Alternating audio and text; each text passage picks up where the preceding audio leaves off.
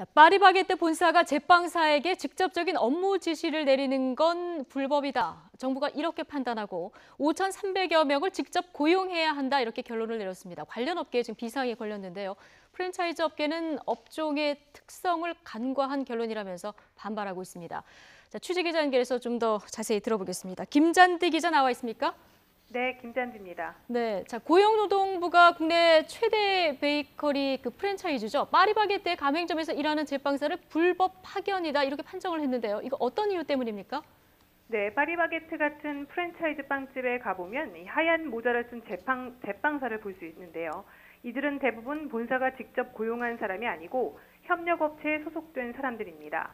그런데 고용노동부가 근로감독을 해봤더니 파리바게뜨 본사가 일상적인 품질 관리 차원을 넘어서 이들의 채용과 평가, 임금, 승진에 걸쳐 전반적인 지시와 감독을 했다는 겁니다. 예. 또 제빵사를 파견한 협력업체는 파리바게뜨의 퇴직 임원들이 설립한 것으로 단순 인력 공급 기능만 하면서 임금 일부를 도급비로 받고 있다는 게 고용노동부의 판단입니다. 그러면서 이들 제빵사들을 본사가 직접 고용하라고 시정 지시했습니다. 또 제빵사에게 연장근로수당을 포함한 110억 원도 조속히 지급할 것을 지시했습니다. 이들을 사실상 파리바게뜨의 직원으로 본 것입니다. 네, 지금 들어보면 논란의 핵심은 불법 파견이냐 아니냐 이 여부인데요. 현행 파견법에는 어떻게 되어 있습니까? 네, 이 근로자 파견은 32개 업종으로 제한되어 있습니다. 네. 기사와 전화 외판원, 운전기사, 수금원, 환경미화원, 주차관리원 등입니다.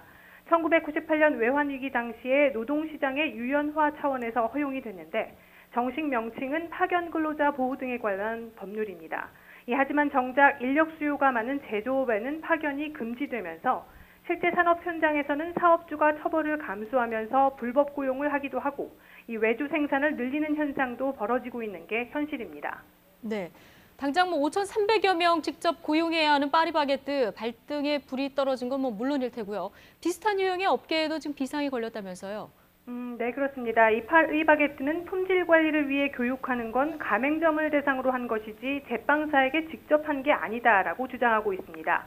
그동안 파리바게뜨 같은 프랜차이즈에서 제빵기사로 일하려면 본사가 지정한 협력 도급업체에서 면접을 보고 이 도급업체에 취직하는 게 일반적입니다. 이 가맹점주가 도급업체에 제빵기사 인건비를 주면 도급업체가 제빵기사에게 월급을 주는 형태입니다. 예. 프랜차이즈 업계도 일제히 프랜차이즈 업종의 특성을 간과한 결론이라며 프랜차이즈 특성상 본사가 기술을 지도하고 서비스 기준을 제시하는 것을 불법 파견으로 단정짓는 것을 논리적 비약이라고 반발하고 있습니다. 네, 가맹점주도 지금 당장 인건비 부담이 는다 이렇게 반발을 하고 있다면서요. 네, 그렇습니다. 이 본사 소속으로 전환돼 임금이 오르면 가맹점주가 내야 할 부담금이 커지기 때문입니다. 똑같은 근로자를 쓰면서도 부담하는 금액이 약 20% 정도 뛰게 됩니다.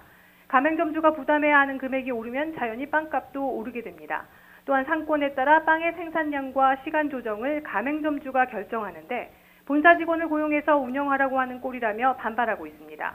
이 문을 닫는 가맹점이 늘거나 문을 여는 신규 가맹점이 줄면서 제빵기사 고용에도 결국 악영향을 줄 것이라는 주장도 나왔습니다. 협력사도 당장 문을 닫을 처지에 놓였습니다. 네. 그런데 김잔디 기자, 제빵사들도 마냥 좋아하는 분위기는 아니라면서요? 예, 네, 그렇습니다. 대체로 혼란스럽다는 반응이 많습니다. 예. 역설적으로 고용 불안을 호소하는 이도 있는데요. 협력사가 사라지고 본사 소속으로 전환되는 과정에서 현재의 지위와 고용 상황이 이어질 수 있을지 의문이라는 겁니다. 또 복지와 급여는 모르겠지만 본사의 직접 제재가 더 심해질 거란 우려도 나오고 있습니다. 예. 자, 이제 파리바게뜨는 어떤 반응을 보이고 있는지도 궁금하고요. 전문가들은 이번 조치를 어떻게 보고 있는지도 궁금한데 마지막으로 이 내용 좀 정리를 해주시죠.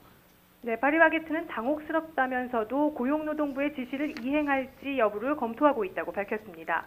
이 법조계에서는 파리바게뜨가 행정심판이나 행정소송에 나설 것으로 전망하고 있는데요. 이 파리바게뜨의 불법 파견 여부는 결국 법원에서 가려질 것으로 보입니다. 이 시장 상황이 20년 전과는 많이 변한 만큼 1998년 만들어진 파견법을 정밀하게 손봐야 한다는 주장도 있습니다. 이처럼 사회적 논란이 있는 인력 파견 문제의 근본적인 해결을 위해서는 가맹본부와 가맹점을 비롯한 노사정 협의를 통해 대안을 마련해야 한다는 주장이 설득력을 얻고 있습니다. 지금까지 YTN 김잔디입니다.